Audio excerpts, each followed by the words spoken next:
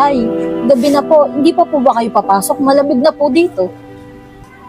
Oo, Rosalie. Sige, papasok na ako. Tignan mo, Rosalie. Yung mga kapatid na pinag-aral mo nung araw. Pinalimutan na tayo.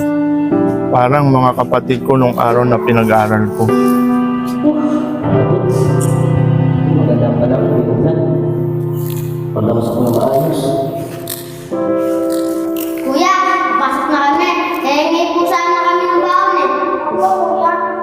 Pag ganun ba, Agustin, James, papasok na kayo. O itong baon nyo, tignan po muna kayo, ha? Sige po kuya, pasok na po kami.